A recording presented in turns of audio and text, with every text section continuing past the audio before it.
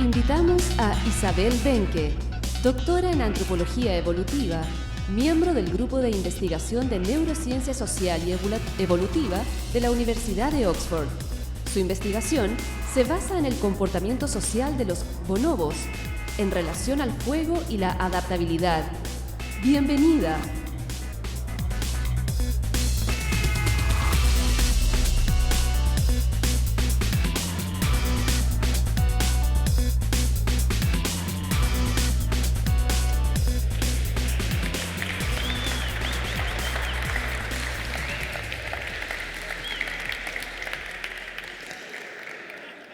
Buenas tardes. Les agradezco mucho que nos hayan ido a almorzar. A los que están aquí, a los que se fueron, ya los identificamos. A ver, vamos a esperar un poco que está entrando más gente. En realidad es un tremendo honor y estoy muy agradecida de estar aquí presentándoles lo que es la última sesión de nuestro gran Congreso del Futuro. Y obviamente eso hace la pregunta de qué es lo que es el futuro. No sabemos, lo único que sabemos es que es incierto y que está lleno de fronteras. Por lo tanto, quisimos traerles al Congreso del Futuro en general, pero en particular hoy día para cerrar este tema de qué es lo que son las fronteras y las fronteras de la naturaleza, también la naturaleza de la frontera. Les voy a dar una presentación corta con algunos principios de qué es lo que son las fronteras y cómo se pueden aplicar. Y después van a ver a dos de mis colegas, grandes científicos del Centro de Investigación de Complejidad Social, que van a darle más profundidad a esto. Así que primero quisimos preguntarnos, ¿qué es lo que es una frontera? ¿Y por qué es importante? ¿Y son las fronteras físicas lo mismo que las fronteras cognitivas, que las fronteras del conocimiento, que las fronteras de uno mismo? ¿Podemos aprender algo de estos paralelos, si es que existen? Y luego de empezar a indagar en este tema, nos dimos cuenta que era un tema fantástico, que tiene muchos niveles de profundidad, pero que también que nosotros como chilenos estamos posicionados únicamente para hacernos estas preguntas. ¿Por qué? Porque miren dónde estamos. Nosotros no somos Bélgica. Nosotros somos una frontera, estamos hechos de frontera, estamos hechos de montañas. Una montaña no es un promedio, una montaña es una frontera. Y no solamente nuestra geografía, sino además nuestra historia. ¿Cuál ha sido el concepto más importante en la ciencia en los últimos 200 años? La evolución. ¿Dónde se fraguó ese concepto? Darwin pasó más de un tercio del viaje del Beagle en Chile. ¿Por qué seguimos hablando de Galápagos como el lugar donde Darwin tuvo su gran insight? Creo que Chile no solo estamos hechos de fronteras, sino que además somos fronteras de muchas maneras. Entonces, nos reunimos con un grupo de investigadores que están aquí, incluido Charles Darwin, a pesar de que está muerto ya hace tiempo, y la Claudia Bobadilla, que no pudo ir con nosotros, pero es una de nuestras capitanas, para hacer esta pregunta. Y que surgió un poco también del serendipity, cuando me junté con Andrés Kub, nuestro gran biólogo, y resultó que él había estado haciéndose preguntas similares y había estado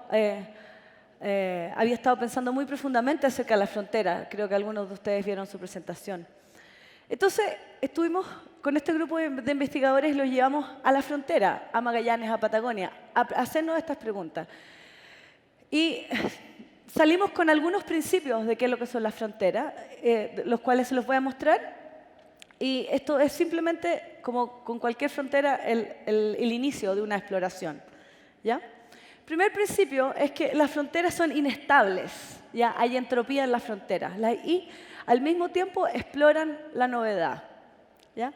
Entonces, les voy a mostrar videos de juego de animales para que empecemos a pensar un poco en qué significa esto que las fronteras son inestables y exploran la novedad. Esto es un perro lobo jugando con un chihuahua. Y en el juego es muy inestable. ¿Ya? Se puede quebrar en cualquier minuto, pero en hacerlo también explora la novedad. Miren lo que pasa. Hay inestabilidad porque hay diferencia de porte, de fuerza,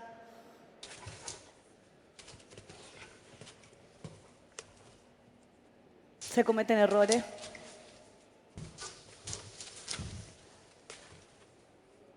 Ah, ahí. No se rompió, perdón. Y continúa.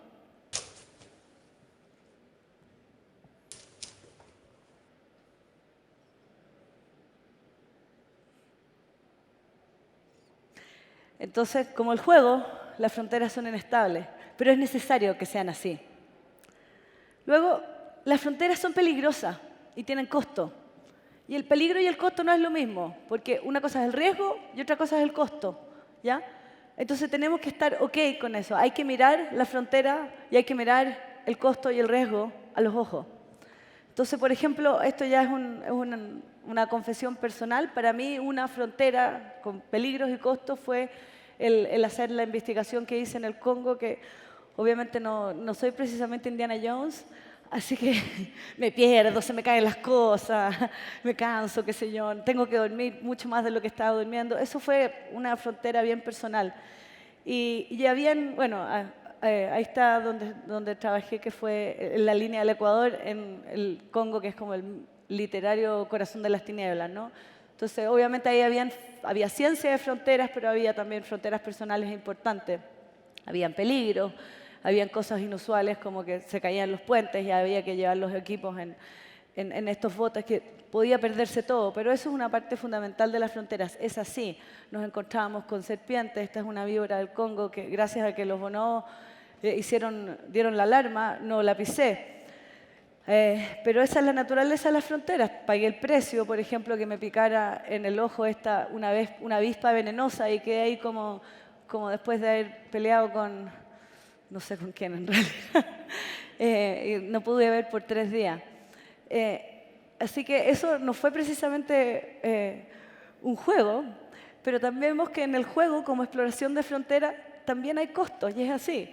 Nos caemos, los animales sufren más depredación cuando están jugando. ¿Por qué? Porque están tan enfocados que simplemente no tienen tanta atención y a veces se los comen. Hay otro tipo de costos y de riesgos sociales, por ejemplo. Miren lo que pasa aquí. Vamos a ver que hay un bicho que quiere jugar y quiere tanto jugar que paga el costo. Miren lo que pasa. Todo el resto están buscando comida, ¿ya? Están serios, están concentrados. Y hay este que no, que él quiere jugar, él quiere mover la frontera. Insiste, tiene motivación. Hay que tener motivación para mover la frontera, pero se paga el costo. Ahí está. Ese costo puede haber sido peor, ¿eh? Pero yo creo que todos ustedes saben, tienen ejemplos de algo similar. Luego, el tercer principio que nos saltó a la cara fue que las fronteras se nutren de libertad. Hay un principio de libertad y de fronteras que es constitutivo. Tú no puedes poner una frontera dentro de una jaula, ¿ya? Entonces, por ejemplo, miren esto.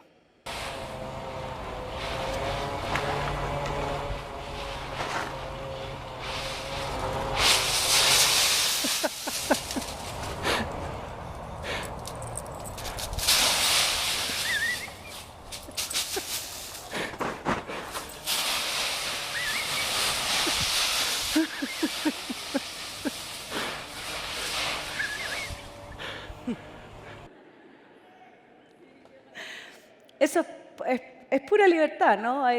Imagínense el mismo, pero este animal logró atravesar las fronteras de su autoexpresión, por así decirlo, porque estaba libre y celebraba esa libertad. Imagínate lo mismo, pero un perro amarrado a una cuerda. No es lo mismo, no podemos ponerle lazo a las fronteras, dejan de ser fronteras. Eso creo que es un punto muy importante. Luego, también descubrimos que las fronteras tienen valor intrínseco. Las fronteras pueden servir para muchas cosas y de hecho expanden el progreso, pero es importante que no nos dejemos solamente en el valor utilitario de las fronteras, ¿ya? Las fronteras tienen un valor estético y un valor de existencia por sí mismo, el conocimiento por sí mismo, el arte por sí mismo, la exploración por sí misma, el valor de un bosque por sí mismo, ¿ya? El valor de lo salvaje por sí mismo. Eso es importante. Entonces, como el juego, que también tiene un valor con sí mismo, las fronteras son maravillosas porque existen. Miren esto, ¿Podemos tener sonido? No hay sonido. Pero si ven ahí, esos delfines están creando anillos por el puro placer de hacerlo. No hay nada útil en la creación de estos anillos. ¿Por qué los están creando? Están perdiendo el tiempo de alguna manera. Están explorando una frontera estética. Y eso, tal vez, no tiene ningún otro valor que simplemente que exista, ¿ya? Pero también las fronteras empujan el progreso y la innovación. No siempre resultan en progreso e innovación, pero son esenciales para el progreso y la innovación. Les voy a mostrar un video en la cual el mismo descubrimiento, que fue una frontera estética, que los cetáceos ocupan este tipo de juegos de hacer anillos, resultó en ciertas poblaciones de ballenas en una innovación pragmática que les permitió mejorar sus técnicas de caza. O sea, fue una innovación que les trajo plata. Les voy a mostrar qué es lo que es. Dancing on the floor.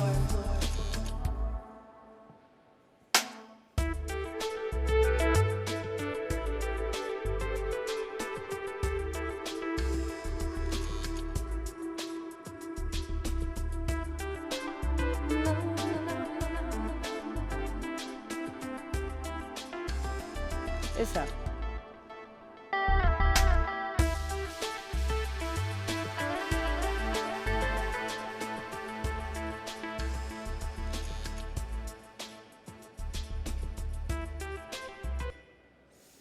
Esa técnica la adoptó una población de ballenas humpback y hicieron su invención que era para cazar, ¿ya? Entonces, algo que probablemente empezó como solamente un juego, una frontera estética, tuvo una consecuencia aplicada.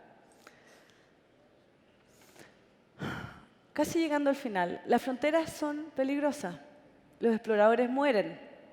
No podemos hacerle el quito a eso, ¿ya? Pero tienen también altas recompensas. Miren lo que pasa aquí.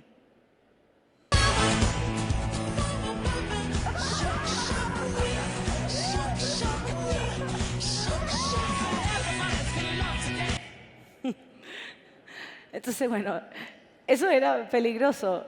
¿Y cuál es la recompensa? Y ahí piensen, hay una recompensa, obviamente en este caso, este animal no está comiendo nada, no se ganó ningún premio, no le pagaron algo. Ahí hay una recompensa intrínseca, que es bastante obvia.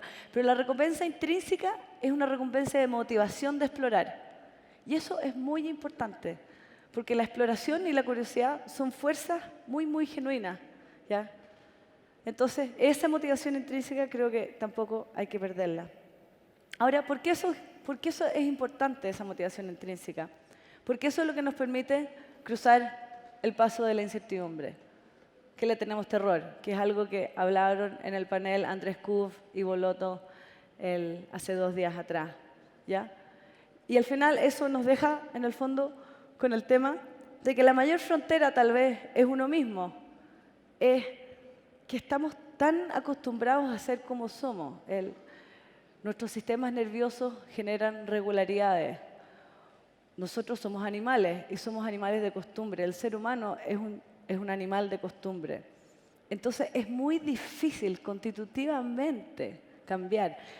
Acabamos de pasar el año nuevo. ¿Quién ya ha quebrado, cómo se llama, el New Year's Resolution? Yo, a él levanten la mano. ¿Quién ya quebró cómo se llama, las resoluciones de año nuevo? Con ese ya, voy a ir al gimnasio 5 veces ya. ¿Cuánta gente ya los quebró? Ya, parece que son todos muy disciplinados aquí. Pero es verdad, hay algo que es muy cierto de que es tan difícil cambiar los hábitos, ¿no? Y en eso, como la mayor frontera de uno mismo, es algo muy importante volver al punto de la motivación. ¿Y por qué el juego es una fuerza de cambio? Porque en esa motivación que tú la ves en los animales que les mostré, es algo medio ridículo, el tratar de empujar esta frontera. Y hay veces que te vas a caer del árbol, y hay veces que te van a morder, pero es esencial si es que vamos a poder cambiar. Cuestionar y cuestionarse es peligroso, pero me gustaría dejarlos con un llamado a una cultura de cuestionar y cuestionarse, ¿ya? Y tal vez lo que con Andrés Kuf llamamos la ley de las fronteras, ¿Ya? ¿Cuál es la ley de la frontera? Que existan espacios de exploración, pero que no te digo que todo sea un espacio de exploración. ¿Ya? En un sistema vivo, en un animal, existen, dependiendo del grado de incertidumbre que tienen, un mayor o menor espacio que está simplemente dedicado a la exploración. Si tú piensas eso aplicado a nuestras instituciones, a nuestros grupos sociales, a nuestra vida personal, tiene que haber algo, alguien, espacios físicos y sociales donde simplemente podamos explorar por explorar, cuestionar por cuestionarse. Eso obviamente es la ciencia, pero va más allá de la ciencia. Entonces, es simplemente, quería dejarlos con eso, que nos abramos y paguemos el costo y tomemos los riesgos y nos vamos a caer. Y eso está bien, es constitutivo, ¿ya?